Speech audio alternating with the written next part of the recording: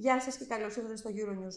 Οι διαδηλώσεις στη Γεωργία συνεχίζονται εδώ και αρκετούς μήνες, με τους πολίτες να στέκονται απέναντι σε αποφάσεις της κυβέρνησης, οι οποίες θεωρούν ότι φέρνουν τη χώρα πιο κοντά στη Μόσχα.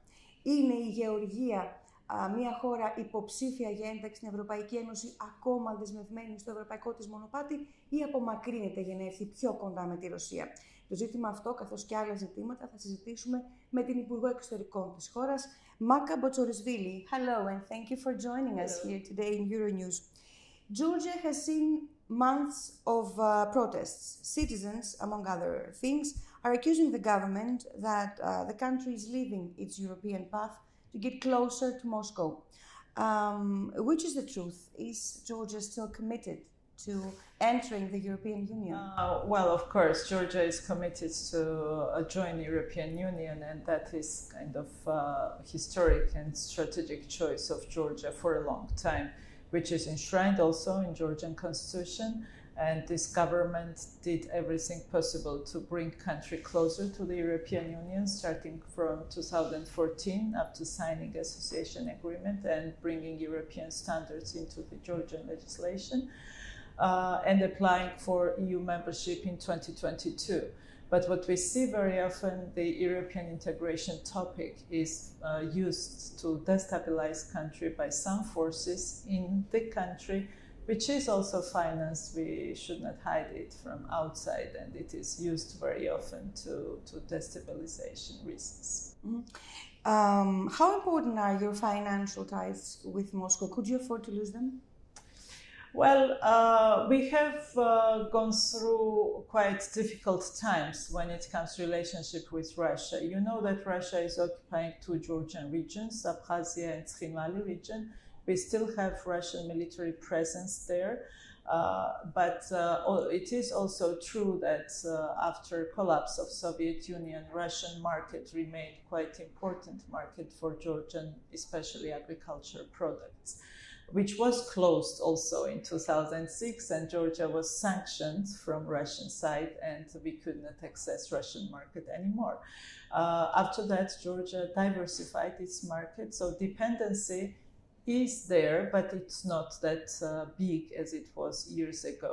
So when we talk about this government, it is also worth to mention that this government did everything possible to diversify markets for Georgia, signed free trade agreement with European Union, signed free trade agreement with China, and in between with many other countries, for example, United Arab Emirates as well.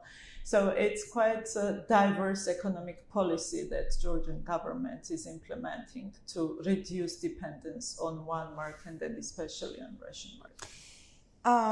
Your country's relations with Brussels are not, let's say, in their peak.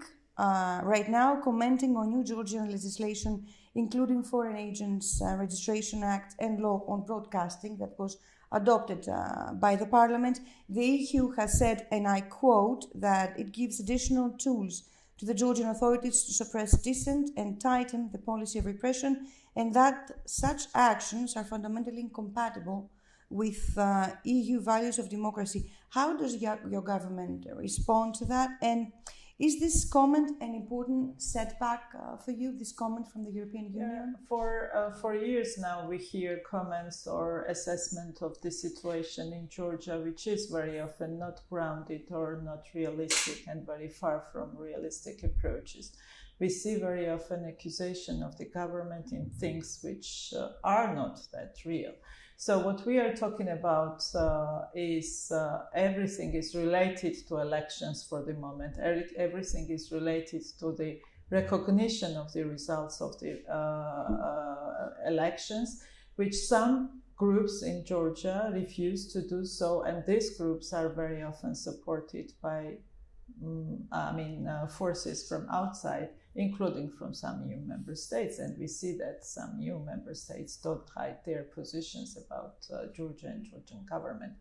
So when we talk about European Union, one thing should be realized. Georgia is committed to European integration. This is one thing. European Union has reliable partner in that region, and Georgia has proved that for years, many times. And what we ask for is just fair relationship based on mutual respect and looking for mutually interesting topics that will be beneficial for European Union and for Georgia to discuss and to work together, because there are plenty of things that we need to work on, and with this kind of approaches that very often lacks objective assessments and objective relationship based on objective assessments is very often is hampering this relationship with the European Union. Can you give us an update about the talks you're having with Brussels, since you're still a member country, candidate country? Well, Georgia is a candidate country. What happened in reality was that Georgia applied for EU membership in 2022 and received candidate status much later than Ukraine and Moldova. And that was also not that much explained why Georgia decision was delayed and why Georgia was not granted candidate status together with Ukraine and Moldova. But we got it in 2023. But we have to admit that European Union never ever took decision to open negotiations with Georgia. And how we imagine EU enlargement without talking to partners, without talking about enlargement, without talking about bringing these countries into the European Union, and without talking about these things with the government. That's the most important thing. So that is kind of EU decision that was taken a year ago, not to have political dialogue with the government, but same time EU is declaring that they are committed to enlargement and they want Georgia to be part of the European Union.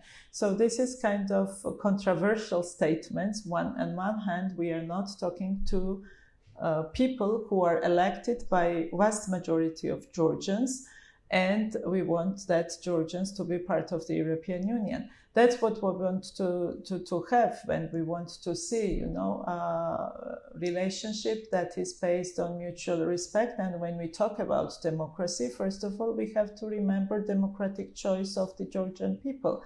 They go to elections, they vote for certain political parties, and that certain political party is responsible to govern the country and take the decisions about the future of the country. And that decision was taken in 2022, and the application to EU membership was also based on that decision that is backed by Georgian voters. Are you considering any further steps to solve this problem? I think best remedy and best solution is to implement association agreement from both sides. Georgia is very much committed to implementation of association agreement, and we want to see same commitment from the European side as well, which also means that we have to have political dialogue with the European Union on different topics, starting from different sectorial negotiations or dialogue, also political dialogue on a different level. That is important, and if we have these mechanisms that are enshrined in association agreement working, I think that we could find ways out from this situation. What do you think about the US efforts to bring peace in Ukraine? Georgia, from the very beginning, was in favor of peace and against war. We want to see Ukraine in peace. At the same time, we always say that we are supporting territorial integrity and sovereignty of Ukraine.